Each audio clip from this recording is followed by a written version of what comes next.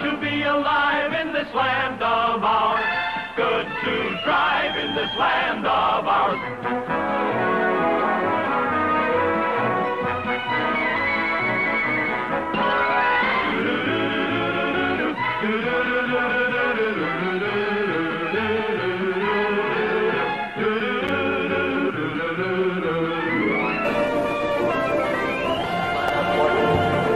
Hello, Canada hockey fans in the United States.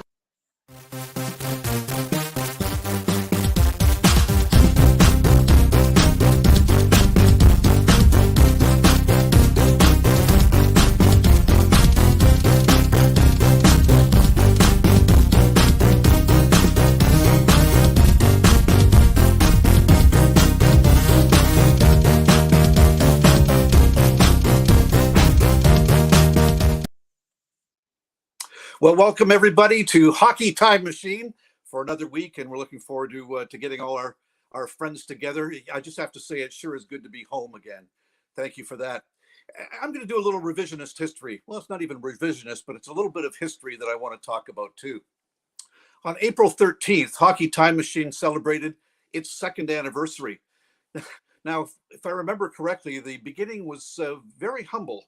It really was just a chance for hockey friends and their friends to get together to talk about the game, and it was something to do during COVID when we were all isolated in our own homes. So it gathered momentum after that, and after a little while, we were able to fall into a regular Thursday routine with topics and a moderator, and got great guests in, and it was branded Hockey Time Machine at that time. It wasn't called that at the very beginning. So 2 years now, we get a chance to celebrate that. Congratulations to Paul Patskow and Laura Evans for initiating and organizing this wonderful way to celebrate the game that we love. And thank you for all who contribute in various ways through the years. With special appreciation, and unfortunately he's not here with us tonight, but Glenn Dreyfus, who came on as a producer, a researcher, sometimes a moderator as well. Glenn is serving time on jury duty this time around, but I'll make sure I pass along my condolences, my praise to Glenn for a great job that he does. And huge thanks to all those who have contributed, and all of those of you who join us every single Thursday to hear us talk about hockey. Mighty oaks from little acorns grow, and this has been quite a venture over the last little while. We've been in the New York Times, we've been in the CBC morning show, We've got people from all over North America now listening to the show, watching the show as well. It's quite a tribute to all of you, and Paul and Laura, as I mentioned too. Before we get into our program, I want to take a few moments to honor the memories of two hockey stars we lost over the last couple of weeks. Not a surprise to anybody as far as who these people are, but on April 15th, Mike Bosse passed away, only 65 years of age. Mike was drafted by the New York Islanders in 1977. And as a rookie, he scored 53 goals. Significance because that was the first of 9 consecutive seasons in which he scored 50 or more goals for the New York Islanders during their 4-year reign as Stanley Cup champions between 1980 and 1983. Mike is the Islanders franchise leader in goals and is second behind his line mate Brian Trottier for points. In 1991, Mike was elected to the Hockey Hall of Fame. A week later, last Friday, on April 22nd, we lost Guy Lafleur at 70 years of age. Again, far too young. In describing Guy Lafleur, the Montreal Gazette wrote, "One part speedster, one part magician, and one part artist." He brought the fans right out of the seats during the 1970s with that mane of blonde hair streaming behind him as he skated down the wing. Lafleur is the all-time leading scorer in Montreal Canadiens history, and the Canadiens won the Stanley Cup championship 5 times, with Lafleur starring on right wing. Curiously, after retiring in 1985, he was inducted into the Hockey Hall of Fame in 1988. You have to wait 3 years before you are able to be considered, and he was considered a first ballot inductee, but he decided to come out of retirement after that. He played a season with the New York Rangers and 2 more with the Quebec Nordiques before he retired again in 1991. So we say God bless the souls of Mike Bosse and Guy Lafleur. Speaking of Bosse and Lafleur, it's a perfect introduction to our theme this evening, the 50 Goal Club. Mike Bosse, as I mentioned, achieved the amazing milestone 9 times, and Guy Lafleur did it 6 times. And now I want to talk to our honored guest for tonight, who achieved that milestone as well. In some cases, twice, another case, 3 times. So just before we get to our guests, I'm just going to try and set the table for what this means as far as the significance of scoring 50 goals. So going back to the 1944-45 season, Maurice Richard of the Montreal Canadiens was the first ever to score 50 goals in a season. And at the time, it was a 50 game season as well. So quite an accomplishment. And it was several years. In fact, it wasn't until the 1960-61 season that the milestone was hit again. And that was Richard's teammate, Boom Boom Geoffrion, who scored 50 goals that season. And then the next season, Bobby Hull of the Chicago Blackhawks scored 50. And then that was the first of his 4 straight seasons of hitting that milestone of 50 or more goals in a season. So some hallowed names and certainly some rarefied air. And it's not very many people who can say that they have scored 50 goals in a season. For the past 60 years, the hockey world has recognized scoring 50 goals as an extraordinary achievement. And we've got 4 great guests tonight who can proudly state that they too are members of that 50 goal club. So in order of the chronology of when they achieved it for the first time, and we'll come to each of them in a moment's time, but I just want to introduce them all en masse to begin with.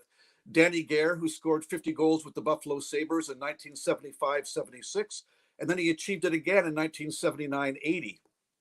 Dennis Marouk reached the plateau in 1980-81, and then the next season as well as a member of the Washington Capitals.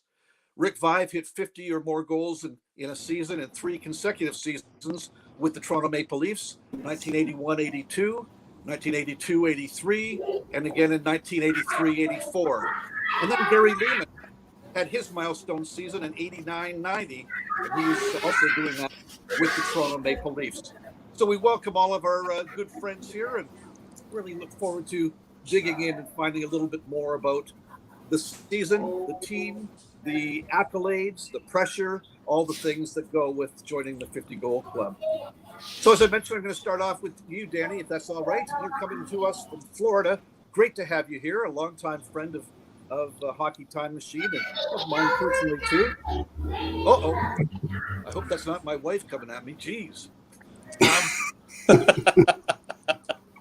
It could very well be, folks. If I'm not here, Laura will have to take over. No.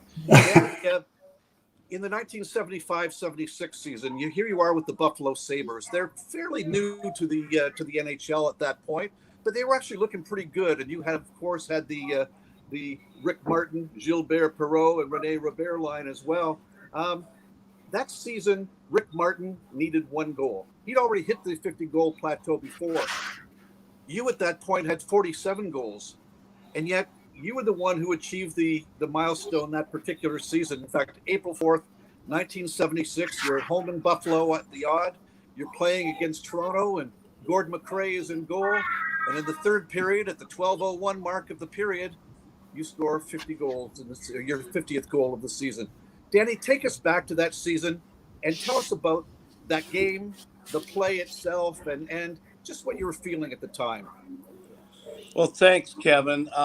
First of all, it's good to see the boys again. We skated together prior to COVID, Gary and Squid and Denny, and it's always good to see them again. But also wanted to say a great job on what the words for Guy Lafleur and Mike Bosse. I played against them and with them, and they're classy individuals and great for the sport, and we're very, very talented people. So condolences to their family. But going back to my first 50 goals, the year before that, I was put together with a couple of guys named Don Luce and Craig Ramsey. And that was my rookie year. We really hit it off well. One of the things that they were great, smart individuals in regards to checking and reading the plays and seeing the ice. And, when we started playing, I was more of a shooter, goal scorer. And I said to them, we're playing against all the top lines. We were the checking line, and we're playing against, Sittler, McDonald, and Esposito and Cashman and Lafleur and you name it, go on and on. And one of the things that I knew when I did, and I played junior, you'd fly the zone sometimes, because, you had an opportunity, to get out and get a lead pass from your defenseman. So what we figured out was let's play like 2-versus-1 hockey against, the top line and especially their defense core, because if we could cut off that pass and Schoenfeld, who was on defense with Bill Height, they'd stay in and pinch, we'd turn the puck over a lot. So that seemed to work the first year. He went to the finals, and then the second year, and Luce had 31 the year before. He'd had 6 prior to me coming, and Rammer had 8 or 9. So it was really working well, and we had the connection, who were a great line, and we had Freddie Stanfield along with Jim Lorentz and Rick Dudley. So our team was pretty formidable. But the final game, which was Richard had 49 goals and I had 47. And I remember in the old the dressing room there, just before we're going out and I'm getting dressed, Freddie Stanfield, a crafty veteran that we came over from Boston, we call him that. He says, "Come here, I want to talk to you." And I said, "What's up?" He says, you could get a shot at this. He said, you're at 47. This might not happen again. And I never even thought about scoring 50 goals. Everything was all about Richard Martin, because it was the second time, 49, French Connection. So I started thinking a little bit about it. And we go out in the face-off, and we're playing the Leafs and Sittler and McDonald, and I'm against Tiger Williams. So I played against Tiger in junior, and, I fought Tiger, and we fought all these, and he was a teammate with me in Detroit later, and I always, I hated but loved him type of thing. So he says to me right in the face-off, "Gere, you know what? You're not even going to get a sniff tonight. Nothing. You're not getting nothing." So that really pissed me off, and kind of got me, the heart pumping a little more. And neither one of us scored in the first period, Richard or I, and I think we were up 2-0 in Toronto, and then the second period, I got one, and Rico had no. It was a power play. I got one, and then early in the third, I should say, I got put on the power play because I had 48 then, and Floyd Smith, because I only had, when I scored 50, I had 7 power play goals. I mean, never played the power play, but here I am on for the first power play. I score. Now I've got 49. And then we get another power play. And I remember Freddie Stanfield, he was on the point on the power play, and he got a pass from Gilbert, and it went to Rico, and he took a shot and he hit Gordon McRae up in the shoulder and came right down in front to me. And I just popped it over him. And that was 50. And it was like, wow, I couldn't believe it. Amazing, just thinking that you could ever score 50 goals in the National Hockey League, like all these gentlemen have done, is one of the best honors in my life. But I remember Gilbert getting the puck to me, and I go by the Leaf bench, and they said, "Hey, Tiger Cat, that's 50." And he gets out there, and he's skirting, and he's cursing and swearing. I started to laugh, but there it is here, yeah. And Freddie Stanfield and Rico, see, and there's the puck. It just There we are. Came right out to me. But so Rico played the last 10 minutes of the game, couldn't get one. I sat on the bench, and I remember after the game, and Rico's, he wanted it badly, like we all did. And he assisted on all 3 goals. And Freddie Stanfield, who said to me in the dressing room, how ironic, he assisted on the goal too. So, yeah, it was a great night for me. Unfortunately for Rico, it wasn't. Oh, but it was great. He had his moment in the sunshine on his own, so there's no worries there. You think about greats like Gilbert Perreault, never able to achieve the same thing that you were, Danny. It's great. You win the game 5-2. Floyd Smith, who was the coach there, will come up in our conversations with Gere a little bit later on as well. But just a terrific time. Actually, a good team as well. And what a milestone for you. Great stuff. Thank you very much. Dennis, going to move over to you now, if that's okay. No problem. You were with the Washington Capitals at the time. You'd been through periods of time where the teams you were with weren't nearly as good as most of the other teams in the league, and yet you were still able to to circumvent that and continue the kind of scoring accolades that you did in junior as well. You're playing in 1980-81 with the Washington Capitals at this time. You've got a line with John Pronovost and Bob Kelly. And after being a big scorer with London, did people ever talk to you about, he's a scorer in junior, but he's never going to make it in the National Hockey League? Uh, yeah, I don't know. At that time, Minnesota was too small to play in the National Hockey Yeah. League. So, that my third year gold in 65 games. But, I just kept pushing and pushing. California Golden Seal, and we made the team contract till after a couple exhibitions. But having 30 goals my first something that during that time was six. I do remember. I don't know if it was the Seals or Cleveland. We played against Buffalo Sabres, and it was 13-3. That's how good our hockey was. But we'd look back to the coach and say, "Don't put us out there," because that French connection, that Danny Gere, would keep popping goals against us. So, but that 50-goal season with John Pronovost and Bob the Hound Kelly was I was the young centerman. Those are the two older guys, and I think Bob had his best year at 25 goals, and Prony had, I think, 32. Hound was the mucker, the grinder, get the puck at the corner.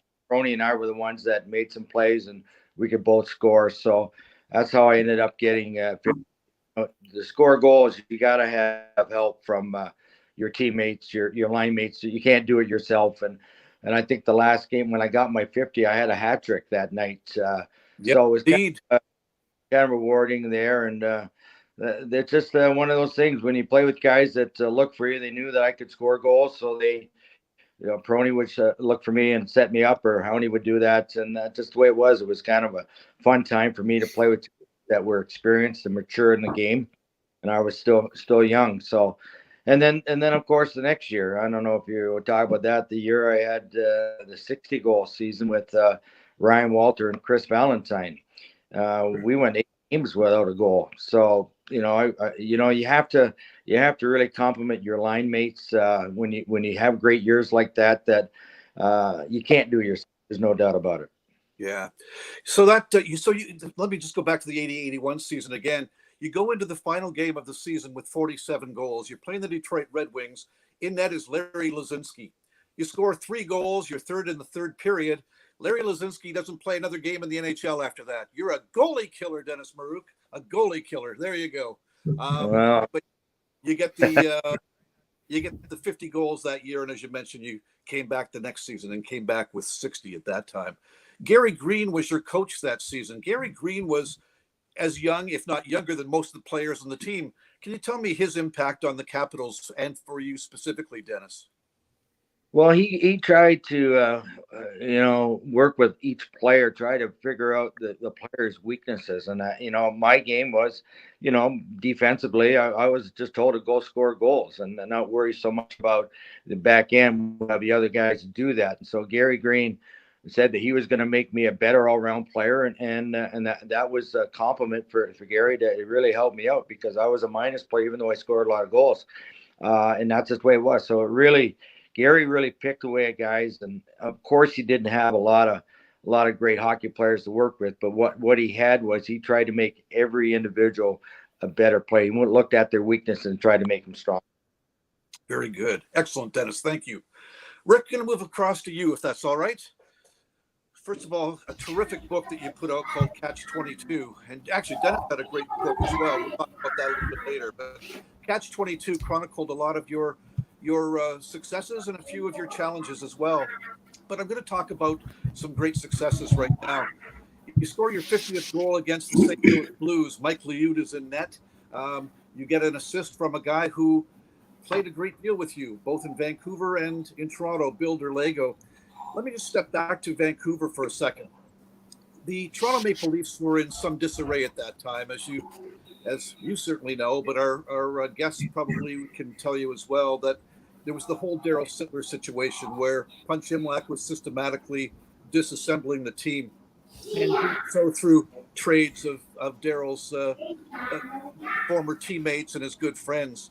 So Jerry Butler and Tiger Williams, who we've talked about a few moments ago, go to Vancouver.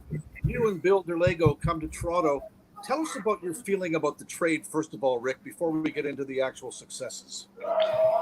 Well, first and foremost, I was kind of shocked when the trade happened, and of course, the first thing you're thinking is, "Holy cow! I'm in my first NHL season, and I'm already traded, and it's only February. Like how long am I going to be able to play in this league?" And but again, it was. I mean, it's a business. We all understand that. So we get to Toronto and go on to Long Island, where we met the team on the road, and they sat us down and said, "Listen, you guys are going to get a great opportunity to play here." And, that's all anybody ever wants when you get to the National Hockey League, is to get an opportunity. And they certainly gave us that opportunity. And we went out and played the best we could. And Billy was a heck of a centerman and a guy that could pass like nobody else. And, well, he could score goals too. Yeah. He wasn't a bad goal scorer himself. Very good. Well, the team missed the playoffs that year, but you were the bright spot on the team. And you and Billy for sure were the bright spots on the team. And as I just mentioned, you were playing against St. Louis Blues, Mike Liutz in goal. Maybe you can tell us a little bit about the specifics with the 50th goal you scored, which was the first time that any Toronto Maple Leaf player had reached that plateau. Frank Mahovlich had come close with 48 during the 60-61 season, but wasn't able to achieve the same milestone. You were the first one. Tell us about scoring the goal, Rick. Well, first of all, the game before that, we played Chicago, and Tony Esposito was in net, and we knew that he couldn't see from a long distance. Like if you try to beat him in close, you'd have a hard time doing it because he was so good in tight. But he couldn't see from outside the blue line. Until it hit him or whatever. So we played Chicago, and I was at 45, and that was the first time I even heard that nobody in the Leaf organization had ever done it. So anyway, I ended up getting 4 that night. 2 of them were from outside the blue line on Tony, and so go into the next game. I think it was on a Monday night at the Garden, and against St. Louis, and Billy, he got the puck kind of at the blue line on his right side, on the left side, and he kind of cut across the blue line, went around a couple of guys and threw a beautiful backhand pass across to me. And all I had to do was, it was, well, I shouldn't say only thing I had to do, but he made it pretty easy because all I did was one time it past Liu, who couldn't get across in time. And it was all because of that pass that he made. Very good. So how did you celebrate at that point? Did the team recognize your 50th goal? Anything special happen at that point, Rick? No. Harold Ballard was the owner, don't forget. So, but you know what? It's funny because some of my family were in town, and my wife had this beautiful ring made for me with a leaf and diamonds and everything, and just so I'd have something to remember that many years later. And but no, nothing was done because, like I say, Harold Ballard was the owner, and that was kind of the way he operated. As we mentioned before, you scored 50 or more goals in 3 consecutive seasons. There were only 2 players during that same era who scored more goals than you, Wayne Gretzky and Mike Bosse. So some real rarefied air for you as well, Rick. Really a wonderful tribute to you. We'll come back to you in a second, and we'll talk a little bit more. I'm going to step over to Gere now. Gere, you've got, in my opinion, the most interesting story. Everybody had a great story, but because you spent so much time on defense, mostly in with the Pats and when you were with the Hounds as well, you get drafted as a defenseman. You come into the NHL, and they decide to put you at forward. Can you tell me how that transition took place? Who made that decision? I know you'd played a little bit of forward, but tell us a little bit about the transition to playing forward. Yeah, sure. First, I'd like to say thanks for having me on. It's nice to be on with 3 of my childhood heroes here. So you joined us. This is wonderful. Yeah. Anyhow, I was drafted as a defenseman. I had played my first half of my first junior year as a forward, which was my draft year. And at Christmas time, our top defenseman was Garth Butcher in Regina. He was called to the World Juniors. And because I had played defense the year before, we were missing a defenseman for our next set of games in the Western Hockey League. And I get called to the front of the bus by our coach, Bill LaForge, and he said, didn't you play defense last year? And I said, I did. He says, can you play tonight? And we were on our way to Brandon that night, and I said, sure.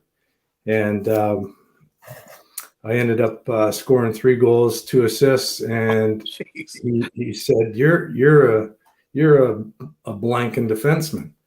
So that was my draft year. I ended up being drafted by Toronto, and I ended up going back to junior, and ended up playing the whole year on defense. And by the time I got to Toronto the next year, Toronto had drafted some young defensemen before me, Bob McGill, Jimmy Benning, and Fred Boimestruck, and I think they felt like they were ruining them by throwing them into the fire.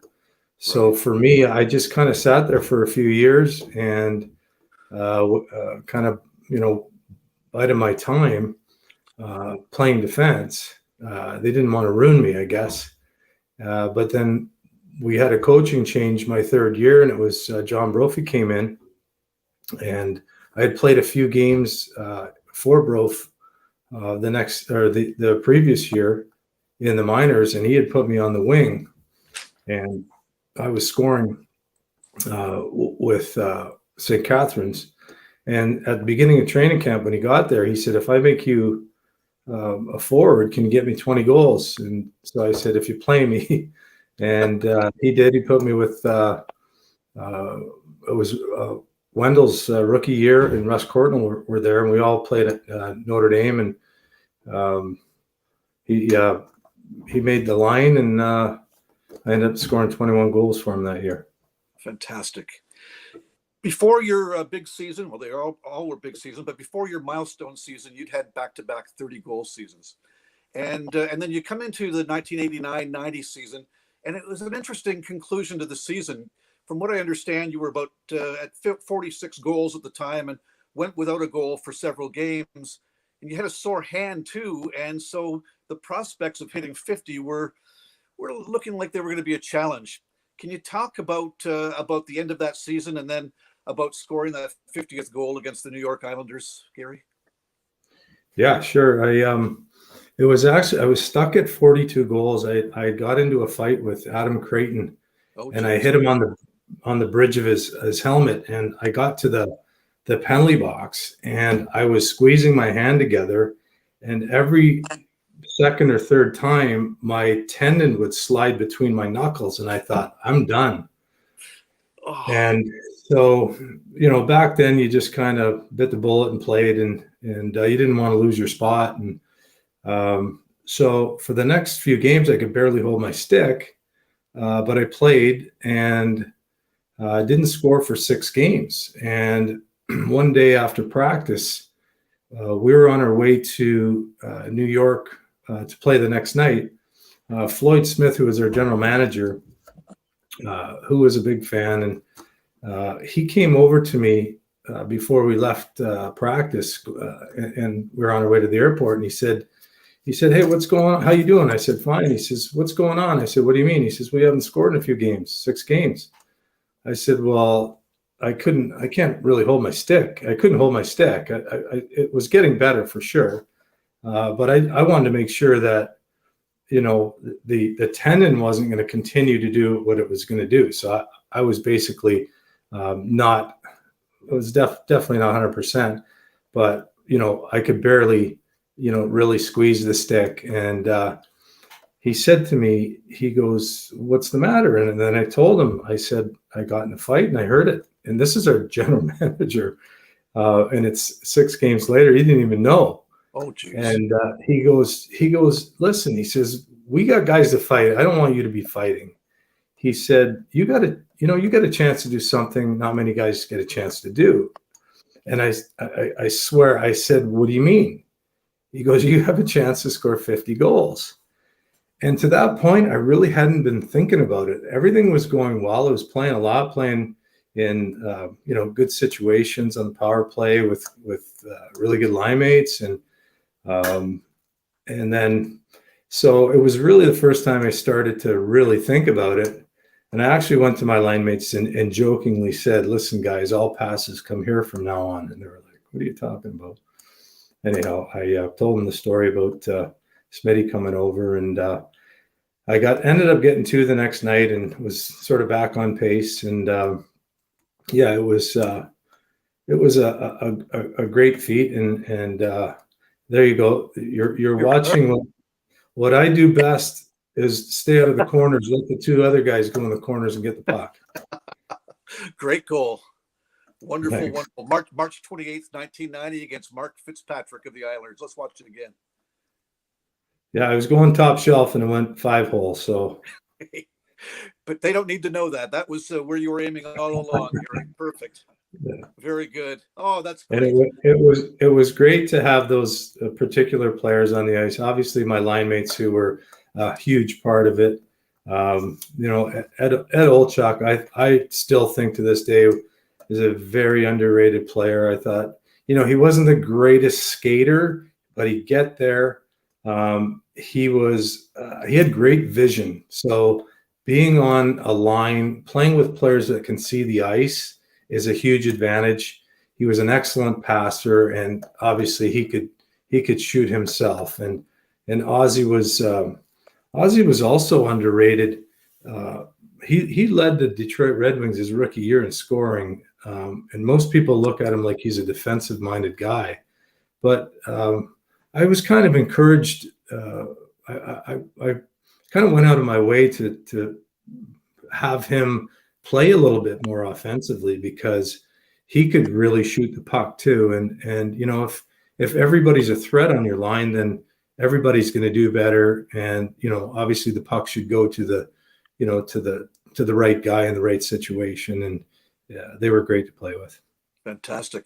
Well, let's expand on that a little bit more. It's great to talk about line mates because they played such an important role. Each of you touched on it, but maybe we can expand it a little bit more. So Gary just talked about Mark Osborne and Ed Olchuk.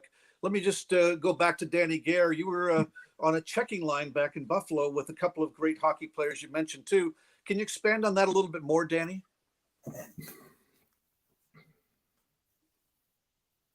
Oh, gotta get your mic on.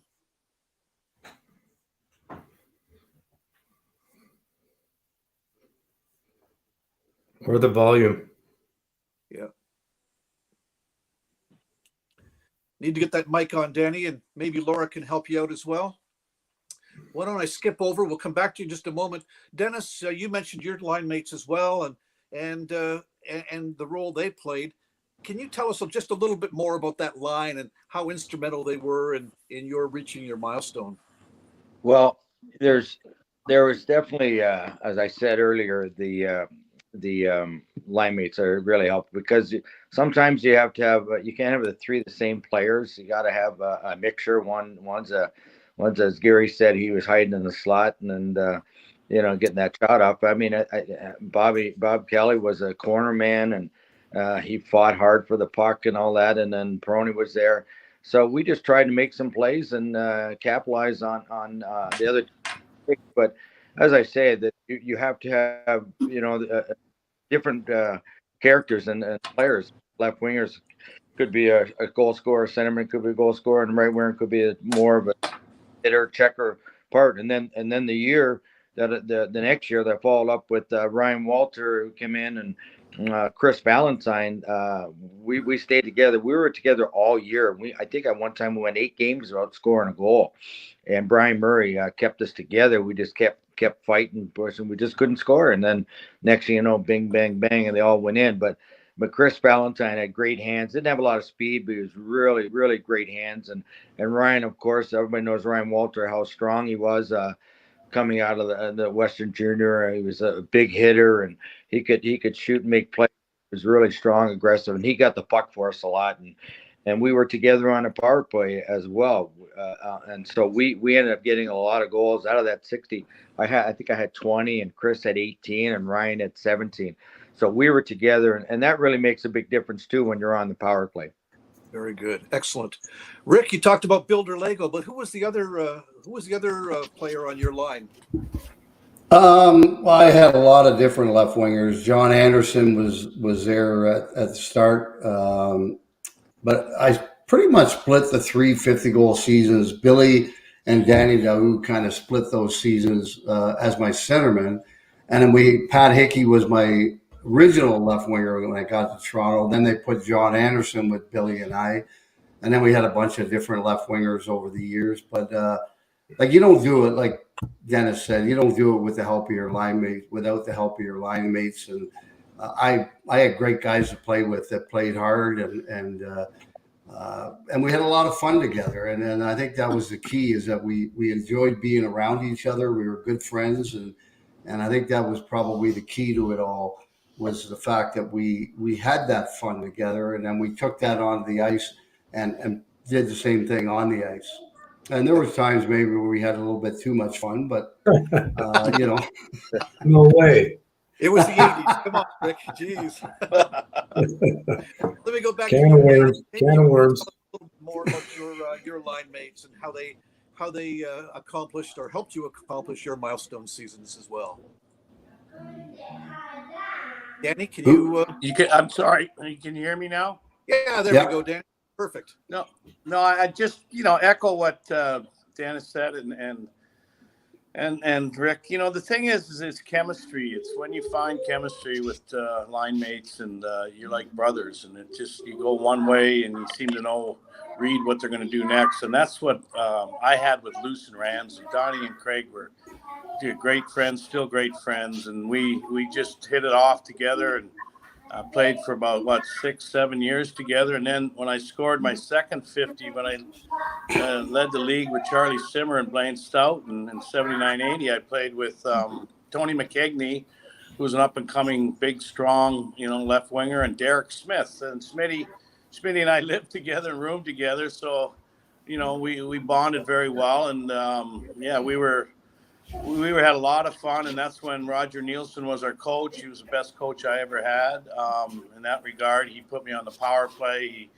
He, gave me the opportunity to be more offensively, I guess is my point. But no, those are all the things that I think we look at when we play. You always want to have people that you can get along with, but also that complement you. And I know everybody that's mentioned their line mates, how important they are. Yeah. But I want to say one thing to you guys.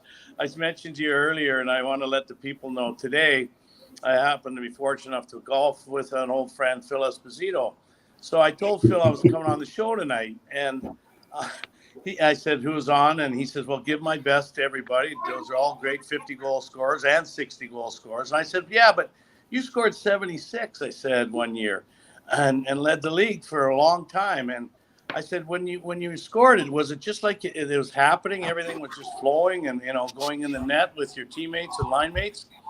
He says, Danny, no, I shot the puck and hit the net 550 times. It's just percentages, he says. But then he said to me, I had to laugh, because I said, so then the next year he says, I scored 68, Danny. And he said there's a big headline in the Boston Herald saying, Esposito slumping. 68, he's slumping. But no, I really believe in, really strong cohesion with your line mates, and you have to, really be on par with them. And then Luce and Ramsey always got me the puck. It's like you guys said, guys, old Chuck got you the puck names, and it's just guys that, are willing to do that. But I've always wanted the puck. I always want to shoot. And like Phil said, he said, these guys, the ones that are scoring today have a shooting mentality. He says the rest of the ones, they pass too much. He goes, but you got to have that, and we all had that. Well, that was exactly where I was going to go next. One of the things that Daryl Sittler said to me, and he, great goal scorer, but never accomplished 50 goals himself, but he said that you have to have the passion to score, and that you have to be, each of you gentlemen and the others who score 50 have to look to score every time they had the puck, and that's where you've got great teammates. So I just want to throw it to each of you, and I'll go back to you, Danny, just to start off with. Did you have that shoot the puck first mentality, and knowing that your line mates could get it to you, and maybe they knew as well, so that you could put it in the back of the net? Definitely. I shot pucks when I was 12 years old, and I'm sure everybody on the panel has too. When you were underneath the sun deck and had a bucket of pucks and you'd shoot them into a net, 200-300 pucks a day before school and after school. And that was my asset, was my shot, and I fought a little bit too. But I think the one thing that you do as a shooter, to have that mentality, you want the puck, and when you can get the puck, then you use your asset. And, you look at, like, everybody wanted it. I mean, I know Leames was more of a graceful kind of guy, but wanted a puck that came from defenseman to a forward. But he liked to shoot, and he had a great shot. Ricky's shots was heavy. It was heavy as hell. I mean, I remember watching him playing against many games, and he pulled the puck through people, and it was accurate. And Dennis was just, he was a guy that had great skill and great talent in tight, and had a great shot also. So I think repetition and shooting, we all did it, and you have to want the puck and shoot it. And that's one of the things that, like Phil was saying, like he said, you got to have that. It's almost like a selfish mentality, but it's really not. It's what you do as your asset. And, that's how I feel, that those were the reasons why I scored, and I know you guys scored in the NHL. Very good. Dennis, maybe you can comment from your perspective on that same shoot first mentality. Did you have that? Did your line mates know that you had that mentality as well? Maybe you can just comment. Yeah, I did. Thanks, Danny. I didn't have the shot these guys had. These guys all had great shots. I used a short stick as well, and I wanted that puck close to me, but I had a quick release. I got myself, as these guys know, I got myself in certain spots, get in the open, and I think that's good. Goal scorers get themselves in certain spots. But I gotta tell you something here. When I turned pro, I talked to every goalie that I played on and asked them what do they look for, what do they give a good goal scorer coming down, and they would say, well, I give them this corner, I give them that corner, and I would work and practice and shooting on spots where I only got like 4 or 5 inches, and the goalies weren't expecting that. So I learned a lot from goal scoring. Not only did it in junior, but I learned a lot in the pros from the goalies I played with, because I picked their brains. But basically, it was getting yourself. I was a guy on the net. I was around the net a lot. Had quick releases, quick hands, and I, a lot of times would use a defenseman as a screen and stuff like that, and catch a goalie, not judging the speed of your shot. So that's kind of how I did my thing. Very good. Rick, I'm going to veer off a tiny bit here. You had that booming shot that was so effective for you coming down the wing. How did you develop that shot? Much of it is, of course, God-given talent, but did you work on it? Is it something that, from the time you were a kid through junior right to the National Hockey League, you were working on different shots or different ways to shoot? Maybe you can just offer your comments on that. Yeah, we always had an outdoor rink. My father always made an outdoor rink, whether it was a bigger one, or like in Charlottetown, I think it was probably about 10 by 16 or something like that. And I'd be out there shooting pucks over and over and over again. Broke the neighbor's window a couple of times, and it was a woman and her mother that lived there, and then they put hot tea bags on the ice after my father had watered it one night, and they sunk in. And anyway, my father had to go and apologize and everything, and he straightened everything out, so there was no more tea bags on the ice. But and I think, like Danny said, you get that mentality. You're used to shooting, and I mean, all you got to do is ask my line mates if I had a shoot first mentality, because every single one of them will tell you absolutely. Because I got most of my assists off rebounds, so Yeah. you just have to kind of ask my line mates. But I mean, that goal was unbelievable. The moves that Billy made on that goal, I mean, you know, and that was one of the reasons they scored 54 goals that year, was got to play with a guy like Billy. And Billy wasn't a bad goal scorer himself. I think he got hurt my second year. They traded for Dan Daou. They brought him in. He was my centerman. And then when Billy came back, they put him on left wing, and he scored 40. So, I mean, I think, I don't know, Gary, what did he have? 92 goals in 52 games or something in the Western League? Yeah, at 96. Woo! Yeah. I mean, Brandon. like, that's pretty amazing. Yeah. Billy was voted the best junior to ever come out of the Western Hockey League. Mario Lemieux out of the Q and Bobby Orr out of the O. That's how good Billy was. Yeah. Phenomenal. Gary, There while you go. I got you, there we go. What a team. There you are. Look at the hair. Love it. Gary, tell me about what you did to develop your shot. You had a really good shot. Not a heavy shot like Rick, but a really good shot. But you could dipsy doodle as well. Tell me what you did from the time you were a kid right through to the National Hockey League to work on your shot.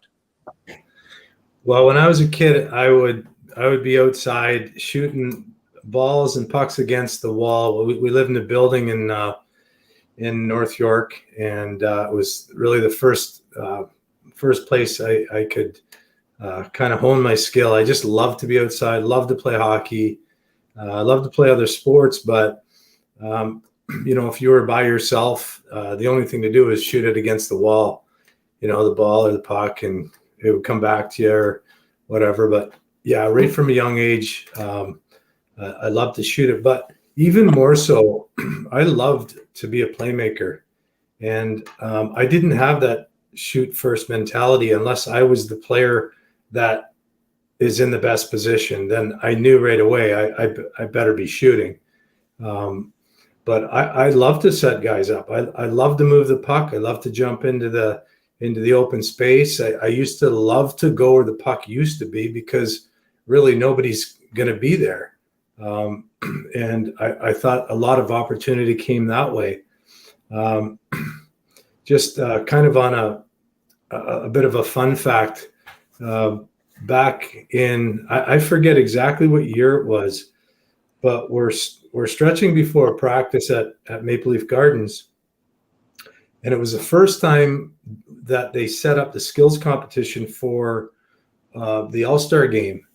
And there was the hardest shot being set up with a radar gun. The first radar gun I'd seen, you know, I think it was my second or third or fourth year. I don't even know. And anyhow, we're stretching at center ice. And as soon as the guy set it up, I jumped up and I went down and I ripped a puck, and it came up 104.5 miles an hour. And I'm like, wow, okay, whatever. Right. It was to my knowledge, it was the first time anybody had shot into a radar gun. And I looked at the guy, and the guy goes, "You're not in this competition. You're in the fastest skater and the target shooting." And I went, "Oh, okay, whatever." So back in the day, it was our coaches that used to put us into the different competitions. I think they did that to get through practice quicker, instead of, you know, having everybody do every skill. Right. So anyhow, that always stuck in my mind. Like, wow, how come I'm not in that? But anyhow, and another fun fact: the year I scored 50, my trainer Danny Lemlin, he told me I went through 43 dozen sticks that year. Oh. And it was because the dyes were so shitty in the day. I used to send back a ton of sticks, and out of every dozen, you would maybe get between 1 and 4 sticks that was decent. Right. Some of them were very heavy, and I didn't like a heavy stick like Rick. Rick probably had the heaviest stick in the league. That's why he had a heavy shot. And when he shot the puck, you could hear a thud like no other in Maple Leaf Gardens when it hit the goalie's pad.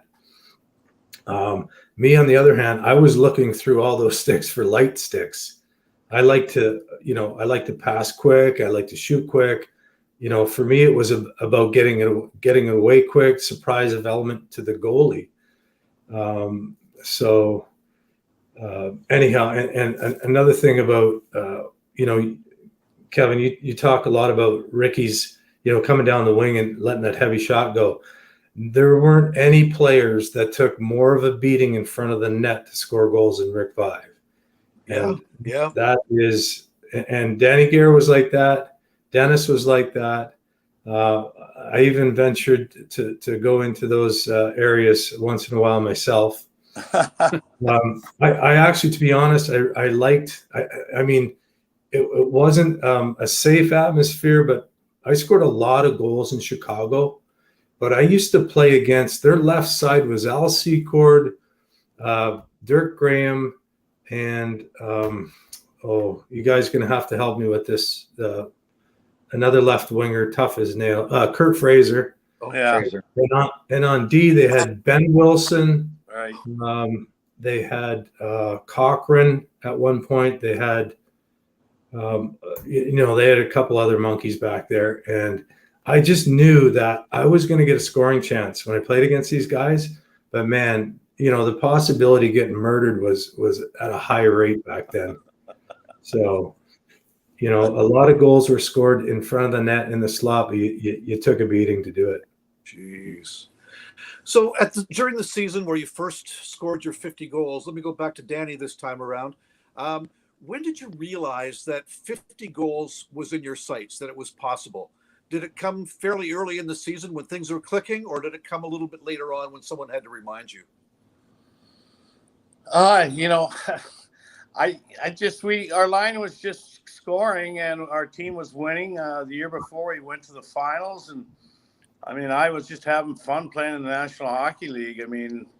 To me, our line was secondary, obviously, to the French Connection, and they were the big wheels, as granted they should be. But we always felt our line could, match up against anybody in practice. We beat them all the time on 3-on-3, and they get pissed off and throw their sticks in the stands and skate off the ice. But no, I think during the year you just want to win and continue to win, and it wasn't until really the last game, like I said, when Freddie Stanfield pulled me aside and said, "Hey, you got a shot at this. You never know." But I have to comment too on Liam's the stick. The stick was everything. It was your tool. I went with Rick Martin one time when the Canadian sticks were out. We went to Victoriaville and went right to the manufacturer where they made them, and we told the little French guy that did the curves, how we wanted them done, how we wanted the hook, and how much, how the heels were thinner and the toe was thinner, because that's where I shot off.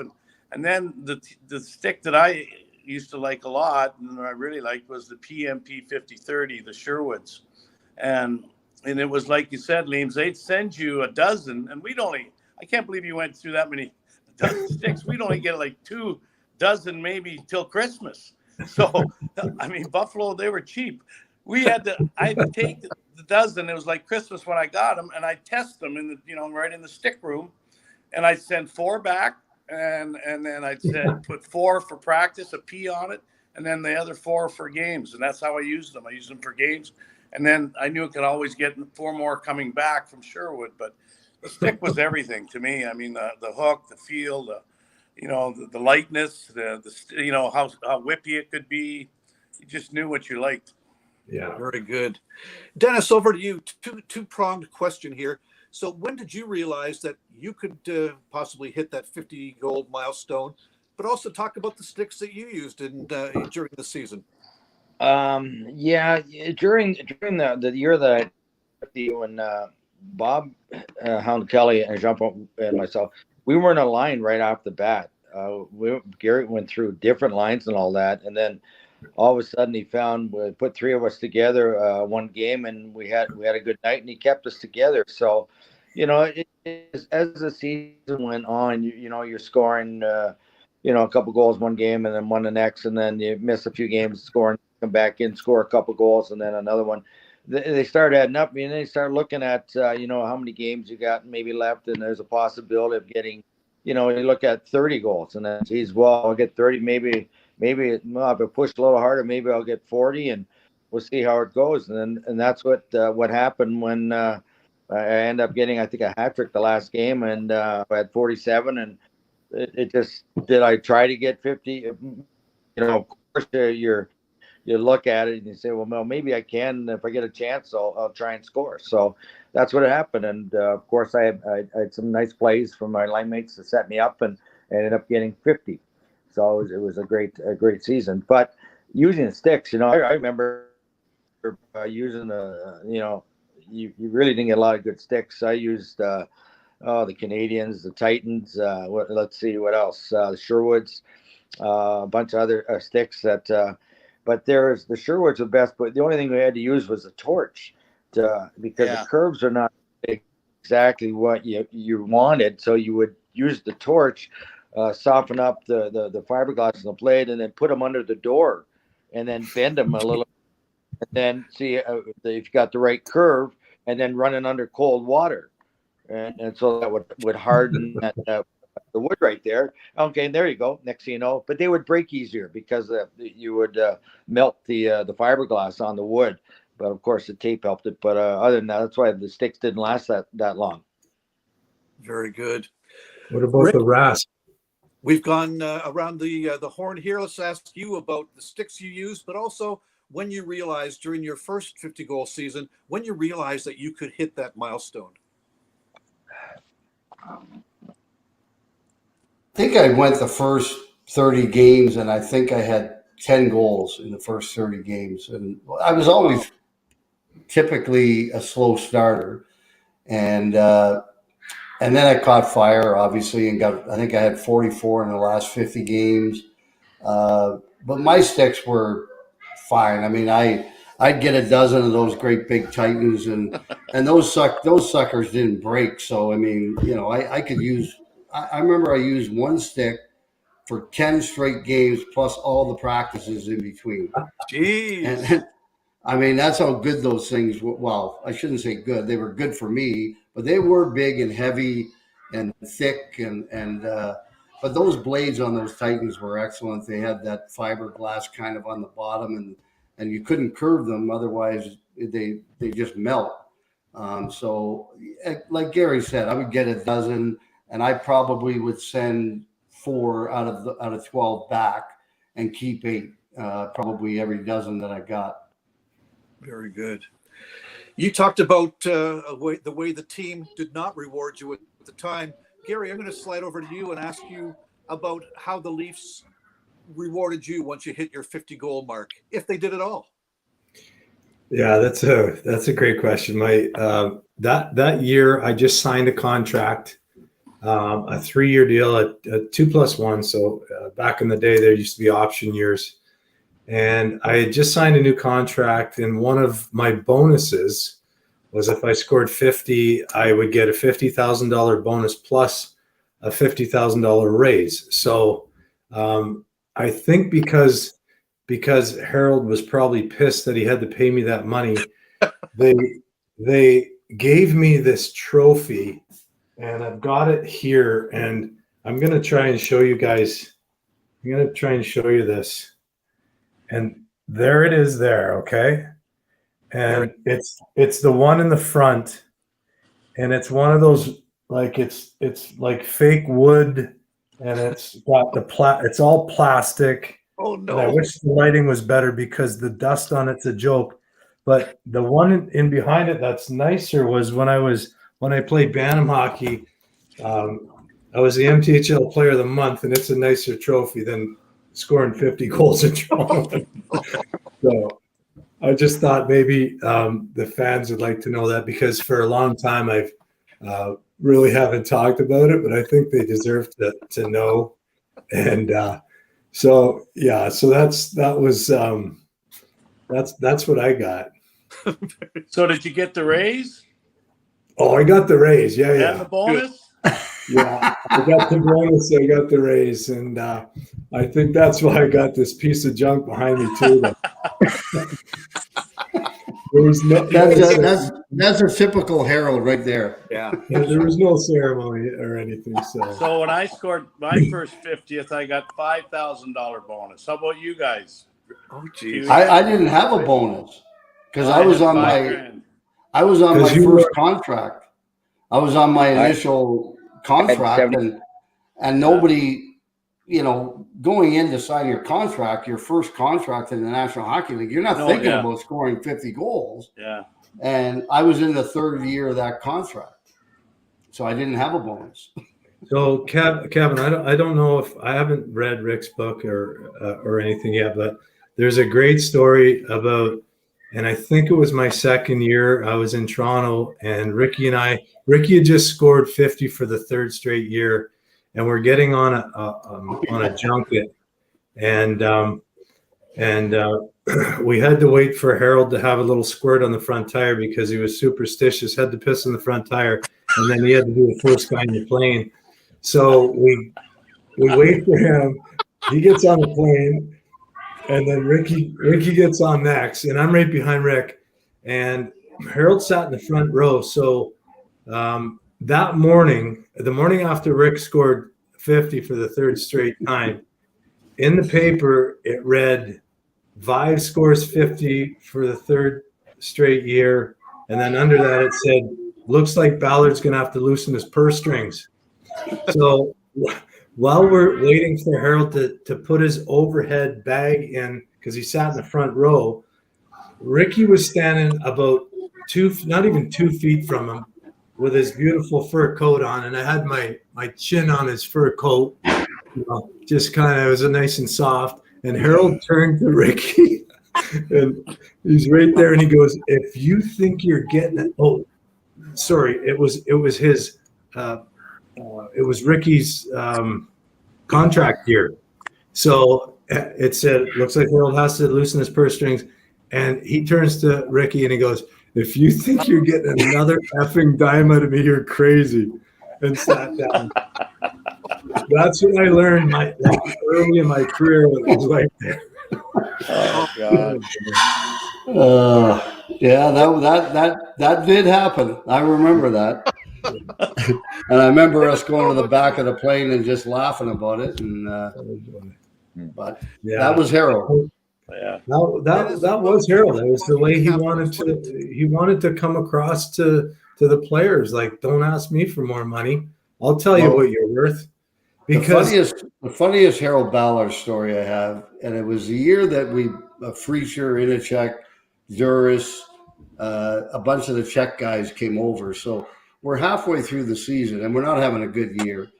And King Clancy always sat a couple of rows or a seat in front of Harold or behind him. And he would tell the girl when she came by with a wicker basket of chocolate bars that he couldn't have any because he was a diabetic. So she comes by, Harold puts his hand in the basket, grabs about 4 chocolate bars. She slapped his hand, said, you can't have any, sir, you're a diabetic. He canceled the charters for the second half of the season. Oh, jeez. But it was the best thing that happened to us because we stayed overnight all the time. So we went out together as a group. We got to know one another a little bit better. And there was more of a trust factor, between us. And we were the 5th best team in the league in the second half of the season. I don't even think Harold even knew that. That's how crazy it was back then. Oh, gosh. Dennis, how about you with the Washington Capitals? When you scored your 50th for the first time, did they do anything special for you? No, nothing special. No, nothing special. Just congratulations. Great job. What do you do? Those things.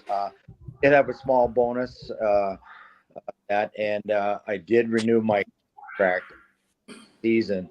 But at that time, when I got my 50, I was making $90,000, and they renewed the contract. I think it was 100, 125, 133 or that next year I got 60. but I did have a lot of bonus. Oh, it was very small bonus, and that's the way it was. Yeah, fair enough. Let me stay with you, Dennis, if that's okay. Do you have any souvenirs Yep. from your milestone years, whether it be the first or the second one? Did you keep your stick, your puck, your jersey? What have you got that you've kept to commemorate that milestone, if anything? My kids have stuff, but my the 50-goal stick and the 60-goal stick, they're in the Hockey Hall of Fame. Is that what they call it? Yeah, that's where my sticks are. And you know, other than that, with having the pucks, things like that, they've been the jerseys. No, I haven't kept any jerseys. No, basically, that's just all they are. That they're in the stuff's in the Hockey Hall of Fame. Very good. Rick, how about you? Sticks, pucks, jerseys, anything like that you've kept along the road? Well, as Dennis said, back in those days, Lefty Reed was a curator of the Hall of Fame. So he would be at the game, and he would, after you scored 50, he'd come in and say, "We want to put your stick in the Hall of Fame." And you're a young kid, 22 years old, playing in the NHL, and you go, "Oh, yeah, sure, here," and they take it. You know, of course, you didn't sign a letter or anything back then, or nothing like that. So I tried to get my sticks out of the Hall of Fame, and I finally got the original one from the first year, and I had the puck, and but I ended up selling it in an auction. I went to my boys, and I had medals from the World Championships and World Juniors, but I had one of everything, and they weren't really interested in that, and I said, okay, fine, I'm going to sell everything at an auction. And then I did, and I put a bunch of money in both of their accounts for them and going forward. And I thought it was the best thing to do for them. Very nice. Nice gesture. Gary, same question for you. Do you have any souvenirs of your 50-goal season? Oh, and by the way, sorry. Yeah. If you ask about the sweaters, no, we never had a chance because Guy Kinnear got all our sweaters in Toronto. He got both sets to sell for himself because he was Harold Ballard's bolt mechanic in Midland. So Harold would give him both sets of sweaters to sell, and he kept the money. Oh boy. Well, that leads to you, Gary. Well, I was going to, Ricky beat me to it, but if we wanted our sweaters at the end of the season, we had to pay $100 for them. Yeah. Oh, true story. Yeah.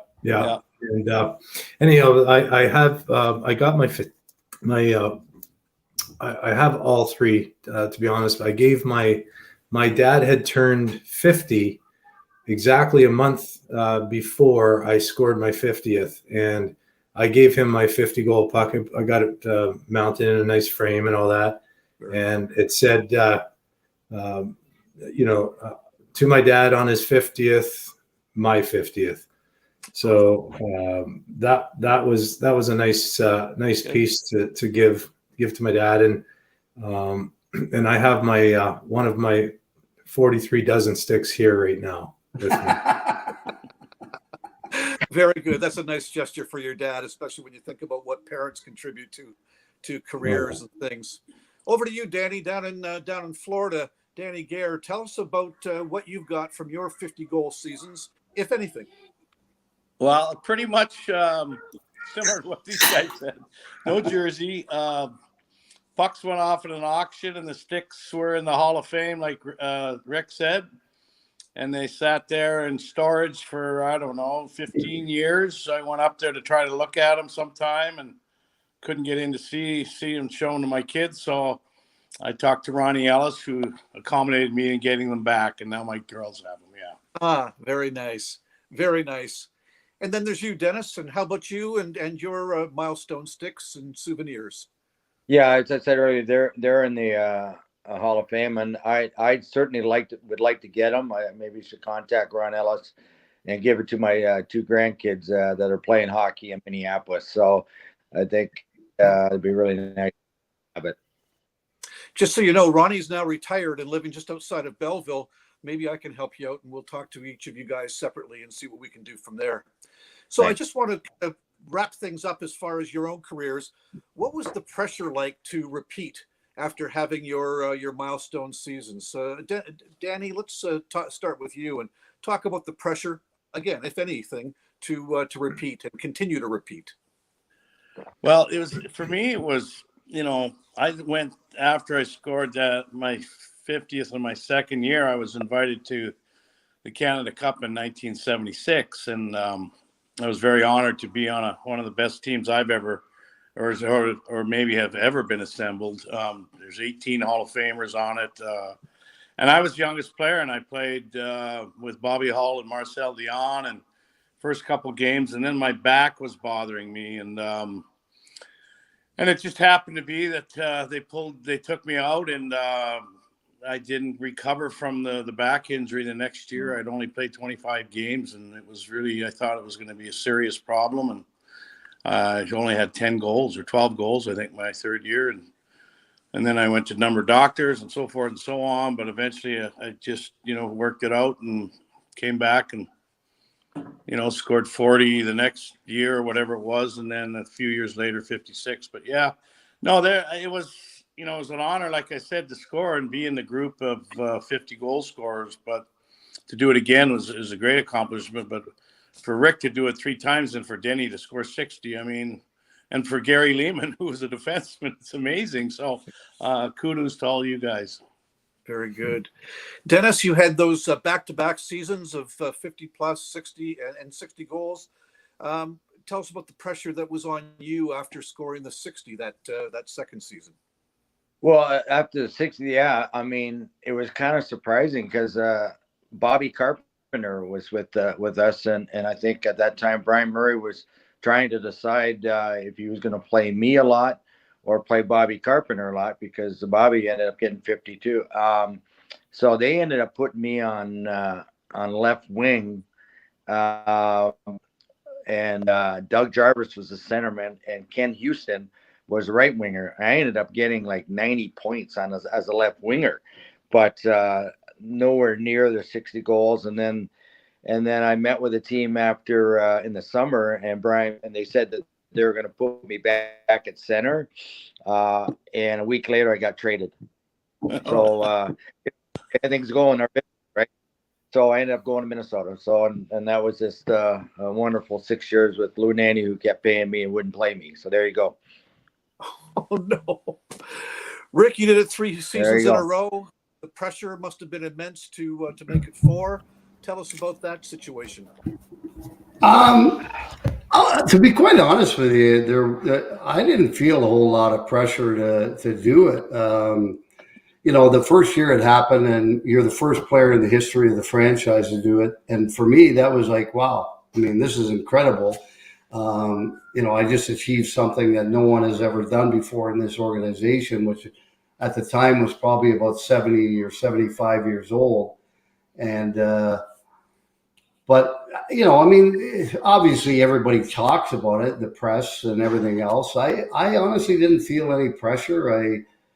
I went out, played the same way, had the same amount of fun with my line mates and my teammates and that sort of thing. And, you know, then it happened again, and then it happened a third time. And it wasn't something that was on my mind on a regular basis or anything. And I didn't feel the pressure to do it. It kind of just happened. Very good. Gary, how about you? You have the big 54 goal season, and then what kind of pressure were you feeling, either self-imposed or from outside with the organization to repeat? I'm not so sure that I felt any pressure. I had just, like I mentioned before, I just signed a new contract, and it was a 3-year deal, and I scored 50 in my first year of it.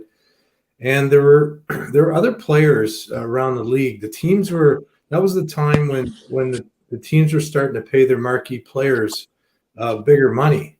And we started to hear about this, and I was a little bit, you know, sort of disappointed in my contract based on what other guys were starting to get, and they were ripping up contracts, which was basically unheard of at the time. Yeah. And I had caught wind of that, and I talked to my agent, and I was a little bit maybe sidetracked, a little disappointed that that Toronto didn't want to do that because I wanted to stay in Toronto. I wanted to win a cup in Toronto.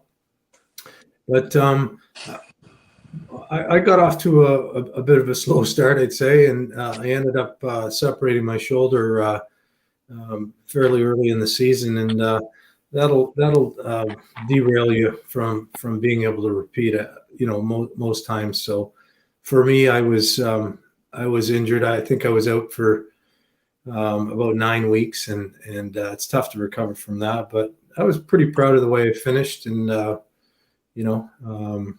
but it was a year before when I scored 32 goals in 61 games. So I was on a between 40 and 45 goal pace. And that year, had I not been injured, that's the year I cracked my skull.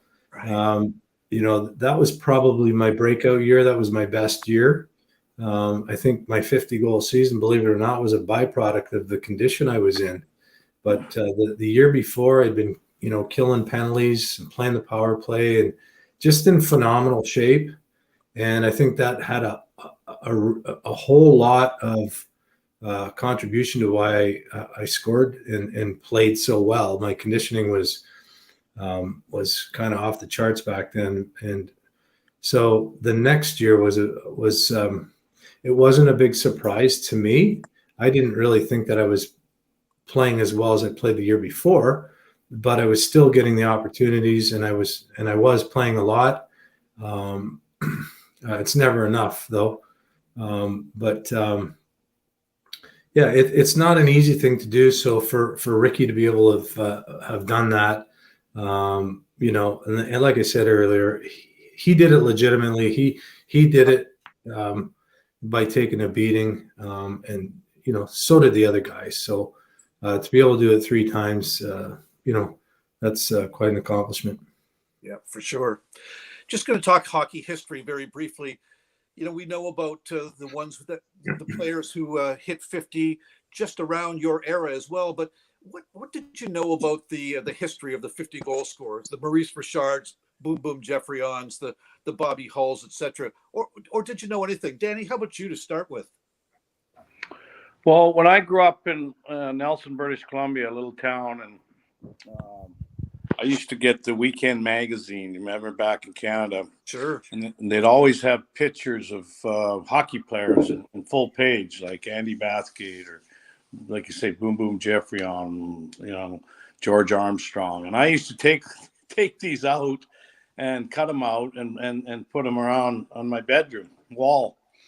And when somebody scored 50, I'd take a marker or a crayon and put 50 on it, so I'd see it, whether it was whether it was Vic Hadfield for the Rangers and Bobby Hull of the Blackhawks, or Richard of the Montreal Canadiens. And so it was just something that I did as a kid, and I knew that goal scoring was everything to me, anyways. As when I watched Hockey Night in Canada, but so no, I think it was just maybe.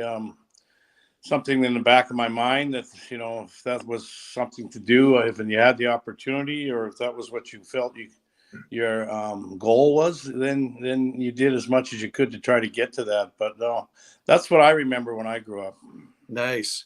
And to think that there are an entire generation who had a Danny Gere picture on the wall and underlining that 50 as well. Pretty cool. Dennis, black and white, though. Black and white. All right, Lee. I shouldn't be. I love you. I love you, buddy. I love you. You're Dennis, a Westerner. You're okay by me. Honorary Westerner. Dennis, how about you and your knowledge of 50 goal scorers of a previous generation? I grew up in Toronto. I grew up in the Toronto Marley organization, so watching these great players on Hockey Night in Canada and these 50 goal scorers was something pretty neat. But I never really expect, even when I went to junior, I never really expected to be a 50 or 60 goal scorer. I just wanted to be on the team, and I was a small guy, and I just had to work my butt off to be there every game, and that's just what it was. And then when I made it, I got drafted by the Seals and made their team. And I remember, I don't remember a lot else. I remember my first one was in Maple Leaf Gardens against Wayne Thomas, and I was my rookie year at California. And I think that was probably the most exciting goal for me, just to be able to show that I could do that and play a big man's game in the NHL. But all through the years, as the guy said, it just sometimes it just happens. You get on a streak, on a roll with your line mates, and you're banging goals and left right, going a 10, 15 game goal streak, and next thing you know, those numbers add up, and you go, well, maybe I will get a chance to do that. So it depends on the game situation and how the games are going and how your team is doing. But that's all I remember is watching, mainly and reading about it in paper and watching it on TV. Nice. I'm going to scoot over to Gere for a minute. And Gary Lehman, can you tell us about your knowledge of guys from a previous generation who had scored 50 or more goals? Well, like Dennis, I grew up in Toronto, and I was a Leaf fan. And obviously nobody had done it until Ricky came along. And when Ricky did it, I was out west playing midget and junior hockey. So I really wasn't, that informed even then as to what was going on. But I was never a points guy. I was never a guy that cared about my points. I wanted to win. Like, it was, to me, I grew up playing sports, and I was lucky enough to win. I was the same year won lacrosse, soccer, and hockey in Ontario, the Ontario Championships. And for me, like, I was a midfielder in soccer, and of the two positions I played in hockey, I would prefer to play as a defenseman. I loved being sort of like the quarterback in the power play, and to me, controlling a game was sort of up my alley. And and the fact that, in Toronto, there's obviously a lot of, it's all about the Toronto Maple Leafs. And so they hadn't had a 50-goal scorer, but, they had a pretty good team back in 78. And I remember that team being probably the best one I've, watched growing up. And it was about winning, when they almost beat the Montreal Canadiens. They beat the Islanders that year. And to me, it was exciting when the players were winning. If you don't win, like, it's kind of like, it doesn't matter. Nobody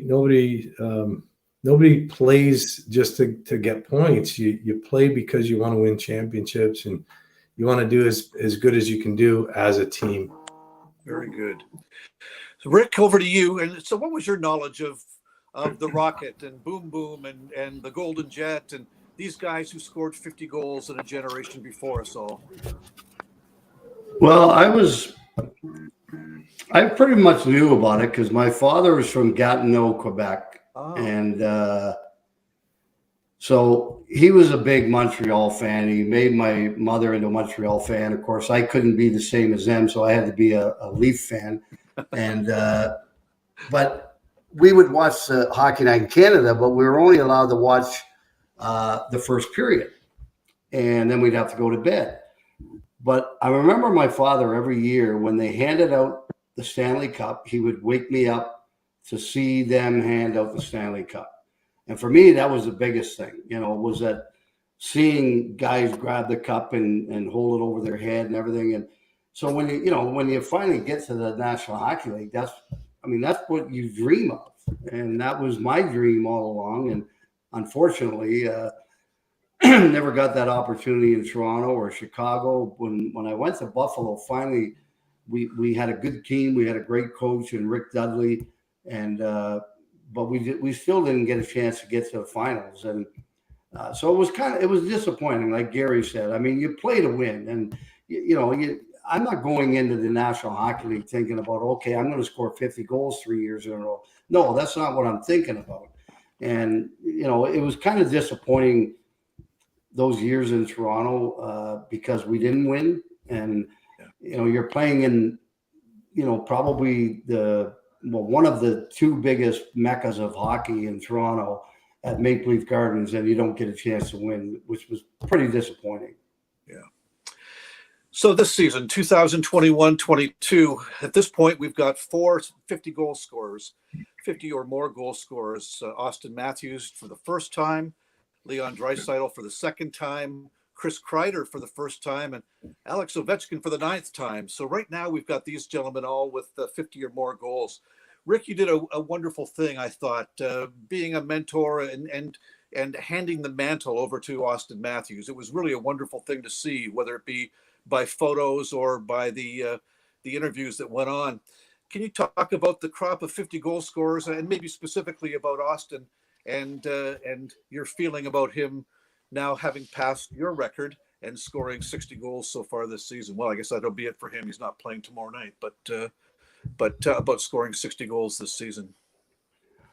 Well, first of all, I mean, I don't care what league it is, professional hockey league it is. It's tough to score 50 goals. You need to play with good players. You need to be a guy that can shoot and score and go to the places to get open to get those opportunities. And so I mean, watching Austin, I mean, you watch Ovechkin. I mean, that's a given. He sits in that spot on the power play, and no matter how hard they try to take that away, he still gets about 10 or 15 of those a year. I thought that was great for Austin. And you know what I said? Like, I had that record for 40 years, and I'm getting old, and I figured, you know what? I mean, why not have a generational type player like him come along and break that record? And I told him to get 65, to be quite honest, when I got to meet him. And then I got to go down to the practice facility on the 2 days later and hang out with the whole team and everything. And that was pretty cool. And I told him to get 65, though, I said, because no one will ever break that except for you, maybe. And so, but he did get 60, and I think that's incredible. But when you look at the talent that this young man has, I mean, it is incredible. And well, not just him. But you look around the league. I mean, some of these young players that are coming in today, and the things they try. But my view, they don't have a fear of trying like the lacrosse goal or anything. I mean, if you tried that in the 80s, literally somebody would chop your arm off if they had a chance. One of your own teammates. Yeah, probably. Exactly. Right. Gary, how about you? From your vantage point, we've just mentioned 4 guys who've reached the 50 or more goal plateau. If you had a chance to talk to any of them about scoring 50, or just your overall comments on the crop of 50 goal scorers this season. Yeah, obviously all skilled guys. Like Ricky was saying, Austin is he's obviously honed his skill to another level. And you listen to the other players. I think it was around All-Star weekend where the other NHLers, current NHLers, were talking about how he releases the puck. And he's obviously put the time in. He's he's obviously getting the opportunity. One of the things to really remember is, like we were all saying earlier, you're not going to do it without your line mates. If Mitch Marner's not the best playmaker in the league and best passer, I'm not sure who is. So he's a huge plus. He should be a big part of that conversation, because I know my line mates were a big part. And, and it almost seemed, though, like this year, it was a little bit more like the 80s. There were some really strangely high scoring games where, and I think it's maybe because the players have so much power now that they just say, screw this. We're just going to go out and have fun and play fire wagon hockey a little bit more than they have here in the past. So I think there's a combination of things. And, Draisaitl plays with a pretty good playmaker also.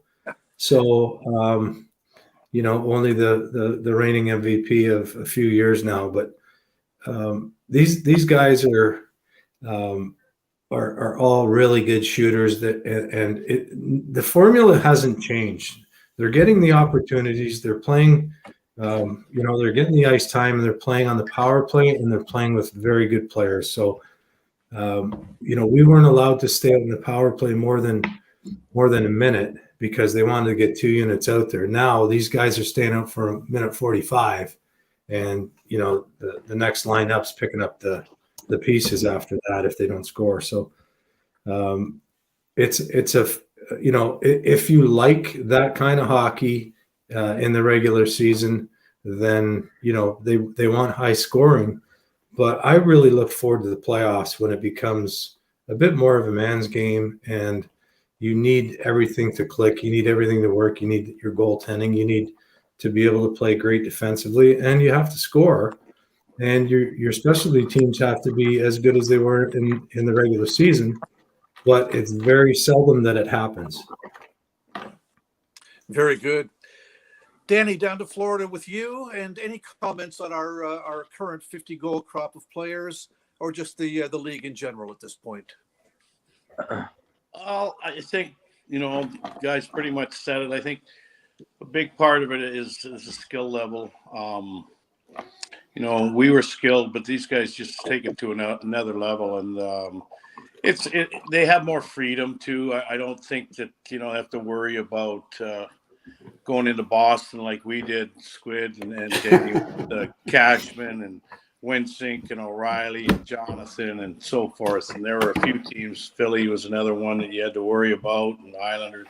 But the game is open and it's free flowing, and they made those rules to try to get more offense. Taking the red line out helped a lot too. But I think the technology in their equipment also helps them. Their sticks. I mean, when you look at the flexes and these graphite sticks, it's like your golf club. The same thing, it goes farther, it goes faster, and they're bigger, faster, and stronger players. So, yeah, all of that taken into it. Ovechkin to me is the one that I think deserves the credit this year for getting another 50. But I can't discount the other guys either that are in it, because Austin Matthews is a big stud, and he's got great skill and can hang on to the puck, but I think this year he shot the puck more. I mean, like, he's got a great release, like Liam said. Dreisaitl's got the same type of play. And Kreider was a bit of an offspring. I didn't think but he's always been such a big dominant guy, much like Ricky was in front of the net. And he's got 52. So and scoring's up. So I think that's what fans want to see. Nice, very good. Dennis, you've got the last word. Maybe you can comment on the current NHLers, but you're coaching right now at the junior B level or the junior level. Maybe you can talk about the crop of guys who are coming up. Are you seeing guys with accelerated skills that someday could revolutionize the game, like Zegras and some of the guys who are playing right now?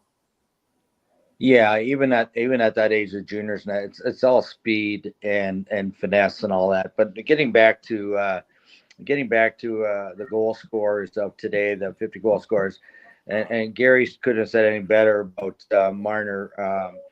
Matthew's got skill, but he doesn't get those goals if you don't got a guy setting them up. You look at Mike Bosse, you look at with Bosse, you look at Stamkos with Kucherov. There's always those players that are goal scorers always get. Look at the Ovi. All got great shots, but someone's got to get them in that puck and back some to Ovi. I mean, there's always someone. Adam Oates, Brett Hall, all those things. So but the game today, even in junior, you watch junior games, it's speed. It's really wide. It's wide open. Very good. Well, this has been a delightful session, you guys. Thank you a million. I want to thank Danny Gere, Dennis Marouk, Rick Vive, and Gary Lehman, all heroes, all great ambassadors of the game, and all members of the 50 Goal Club. Thanks a million for coming and sharing your memories with us and entertaining us here on Hockey Time Machine. Really, really appreciate your time, guys. It's been wonderful. Thank you. Thanks, Kevin. Thanks a lot, Kevin. See you, boys. Have a good one. Take care. So we want to thank Paul Patskow and Laura Evans once again for helping us put this all together. And for those who want to hang in and and do some overtime, talk hockey in different facets, whether it be the 50 Goal Club or other facets of the game, you're welcome to hang in and do exactly that. Thanks everybody for your time today, and just always a treat for me to be able to sit in the chair and talk to you about hockey, and today about the 50 Goal Club with some wonderful, wonderful guys. Thank you very much, everybody. Have a great night and good luck in the playoffs to all of you.